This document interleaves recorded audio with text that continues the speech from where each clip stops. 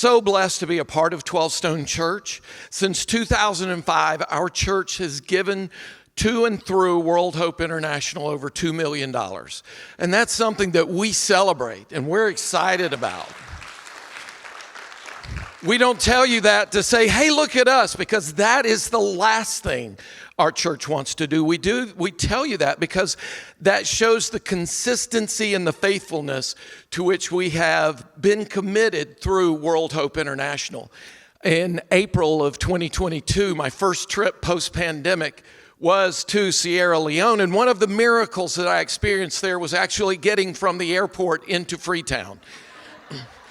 And when I was there and I experienced that, I was trying to figure a word that could be a one word that would describe what I had experienced, what I saw, and what I witnessed in what was happening to the people who are being served. And the word that came to mind was dignity. And it makes me think about Acts chapter 3. Where Peter and John are on their way to the temple and they pass by the beggar who is at the beautiful gate. And this beggar, it says later on in chapter 4 that he's 40 years old. And this is a beggar who had been there. He had always been there. He'd always been begging. And they had known him. They would see him. He was gathered there together with other beggars. And we know that the beggar was not looking at them as they came walking by. He had his head down and his hand up because that was what beggars did. And it's a part of the Jewish faith to give alms. And so people would just walk by and drop money in his hand, but never look him in the eye. And the first thing that Peter said was, look at us. The first thing that Peter offered was dignity. But they didn't stop at dignity. They didn't stop at look at us. They said, we don't have money and we're not going to give you money, but what we do have, in the name of Jesus Christ, get up and walk. And he got up and walked, because not only did they offer dignity, they offered freedom. And then they offered him a purpose, because he jumped up, and it says Peter reached down and grabbed him by the hand and pulled him up. That is such a perfect story of how we give people a hand up, not a hand out. And we pick people up and we offer them dignity and freedom and purpose.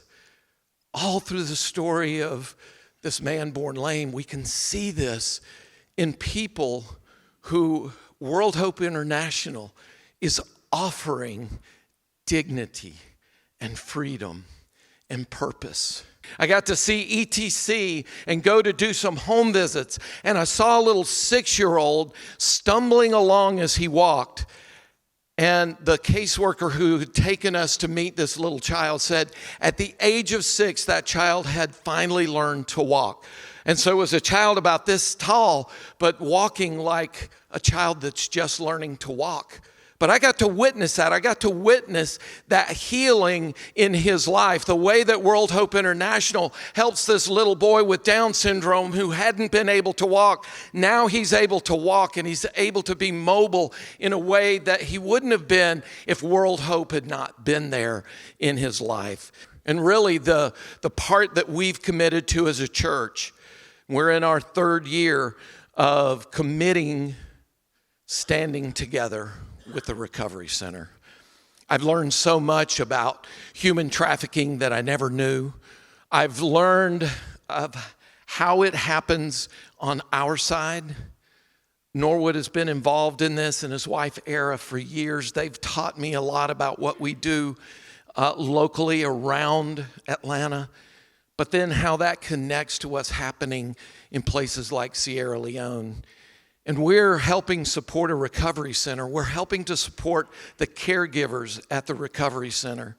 We have a team going in 2 weeks. They leave 2 weeks from this past Wednesday, and they are going to be a part of the beach day, but they're also going to be a part of the recovery center.